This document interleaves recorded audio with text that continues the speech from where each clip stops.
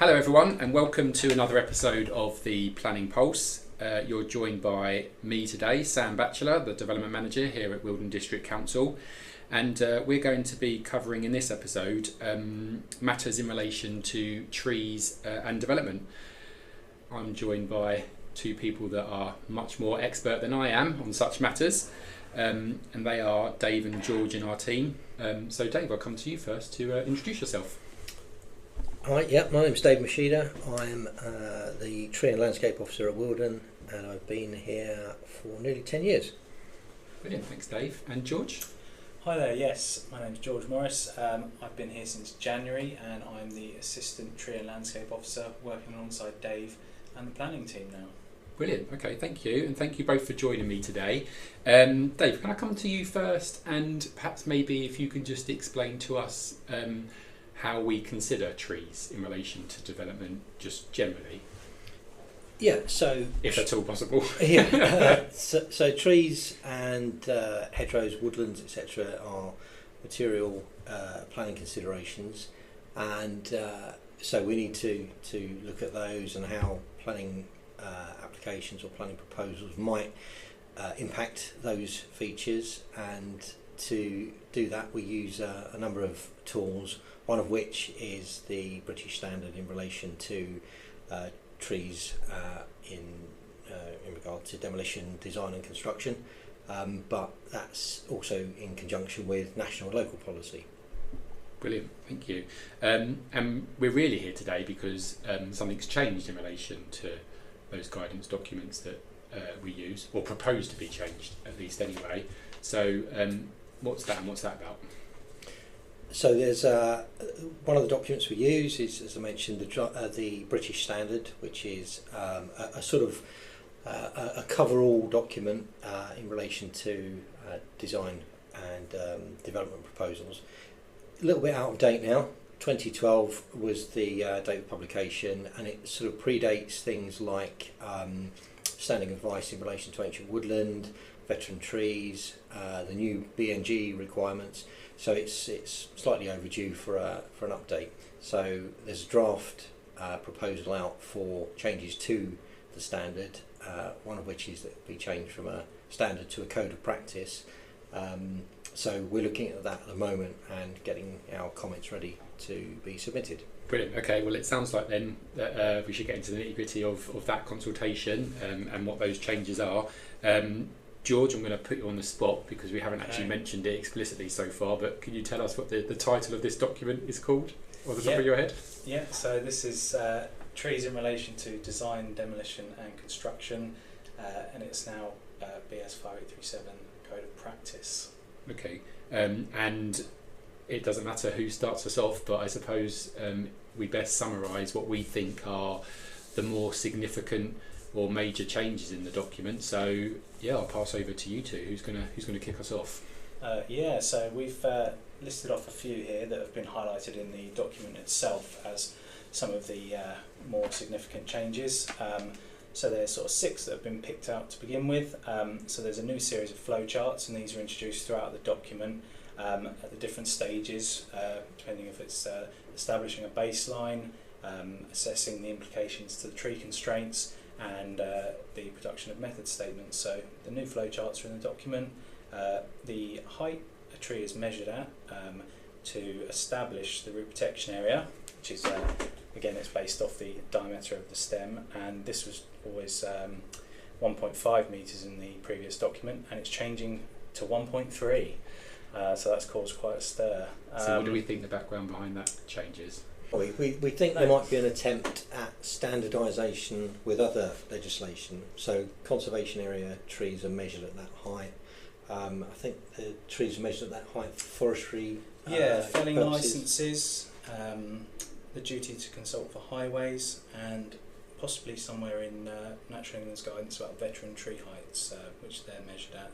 So yeah, there's a few things that are possible reasons for trying to bring that in line with the new code of practice. Yeah, okay. So I stopped your flow there as well by asking that question. What were you going to move on to next? So the different quality categorisations. So that was previously category U, and then A, B and C, depending on the table, which was always used.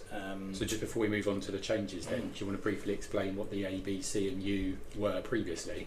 Yeah, did you want to do that bit, Dave? Yeah, I mean, without going into sort of huge technical detail, effectively you've got a cascade of tree quality and optimization and probably retention span as well. So an ACAT tree is regarded as best quality, most likely to be retained. BCAT is kind of middle ground, CCAT less so, and a UCAT is a tree that's not possible to be retained because it's either kind of compromised or it's dead, or it's not got more than 10 years life left of it. Okay. So that's the current grading. That's so the what are they proposing to change it to now then? So there's a new category being introduced, which is category V, which is for veteran trees, and those will have a 15 times root protection area as opposed to the standard 12 times root protection area. And that's been introduced because a veteran tree, something that's referred to in policy quite a lot, but again, very briefly, what's a veteran tree? So a veteran tree is a tree that's, that exhibits certain features, such as its sort of stem diameter, could be crown retrenchment, so dead wood in the canopy, cracks, cavities, hollows, splits, pools of water, branch unions. They just provide really sort of niche habitats, and they're a lot of the time for sort of bigger species. They're large for their species as well, but that is species dependent. So yeah, really valuable habitat. I think that's reflected by the introduction of the new category. And so what are some of the other changes in relation to the categories then? So there's also been the introduction of, well, it's more of a change, sorry, rather than introduction. Category U is now changing to a category X tree. So that is very similar reasons why it would be graded as a category X. So it's not suitable for retention in its current state. So that will be delineated on the plans as category X rather than category U. And the proposal now is that all trees are categorised as B by default, and it's up to the individual project arboriculturalist to elevate the category to A or downgrade it to C, depending on the features and the overall quality that they can identify on site. Brilliant. Okay, so that's a little bit about tree categorisation then, and then also a bit about tree diameter and the extent of root systems. Anything else we want to draw people's attention to in terms of proposed changes? Yeah, so that kind of follows on to point 4 that we've got here, which is modifications on how the root protections are calculated. So this brings in a sort of 15 times multiplier, and that's for category V trees, so the veteran trees we spoke about, and also a subcategory of category A trees, which is mature category A trees, and there's a description in the guidance which informs people the sort of factors they're looking at for these trees, and that will then incur a 15 times multiplier of the root protection area, which has been measured by using the stem diameter at 1.3 meters to give you that area that needs to be protected during development. Yeah, so there's proposal to introduce quite a lot more information at various stages. Really, I think with the intention of providing planners with as much information as possible rather than in dribs and drabs. So one of the proposals is to change one of the sets of reports and surveys to something called an arboricultural constraints and opportunities plan. Slight problem there in that acronym is ACOP, and the approved code of practice is also ACOP. So that would be an ACOP within the ACOP. So they might need to do a bit of work on that. But essentially that arboricultural constraints and opportunities plan potentially offers more information. So things like assessing the site-wide canopy cover, tree population assessment, so looking at diversity in the tree population, and overall assessing the significant impacts on those arboricultural features, which is another point that we're kind of wrangling with at the moment. There's a proposal to change the word tree to arboricultural features in the document, and so we'll be providing some comments about that. Fair enough. Okay, well, I mean, that's a good summary of some changes that are coming forward in that document. I mean, I suppose we should say that this is, like you said at the beginning, a code of practice and something that's useful and helpful to us from a planning point of view in deciding whether development proposals that are coming forward are acceptable. But it's probably fair to say that actually trees, retention of trees and additional landscaping development has been something that's probably been getting a bit of an increased profile over time, given various changes in planning policy and guidance. Because we see that, don't we, with the introduction of different wording around ancient woodland and veteran trees and stuff. So this is, I suppose, just an extension of that. Is that fair to say?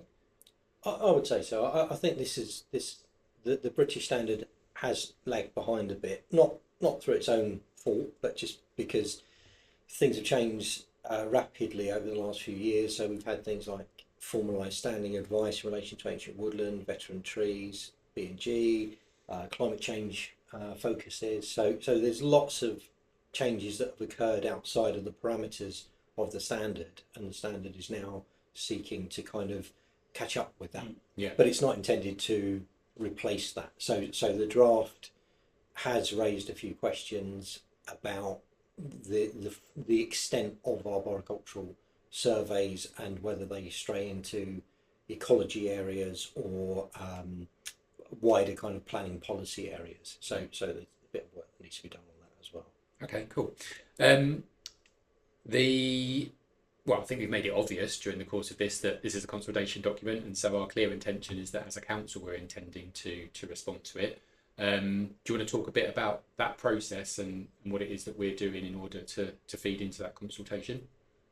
Yeah, so Dave and I have been working closely together. We've working our way through the document. I see it's received quite a lot of comments already. It was up in the 600s when I looked yesterday. And as you work your way through the document, you can see under all the different clauses which have been receiving comments and see how it's been received by the sort of arboricultural and planning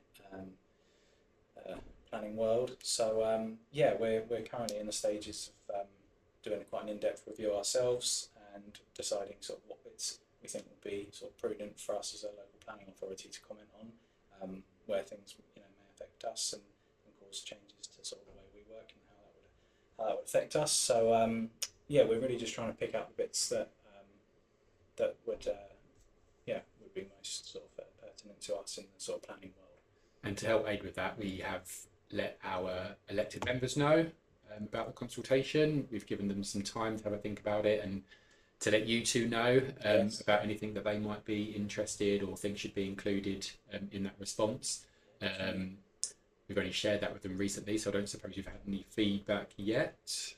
Had some questions. We've had some questions. Yeah, Okay. a question about one of the members of the panel of the British Standards, because obviously it needs to be a fair balance and not just sort of weighted towards one side. So we've had questions about the makeup of the panel on the British Standard. We are actually in contact with the panel manager at British Standards just to kind of fully understand who's feeding into the draft and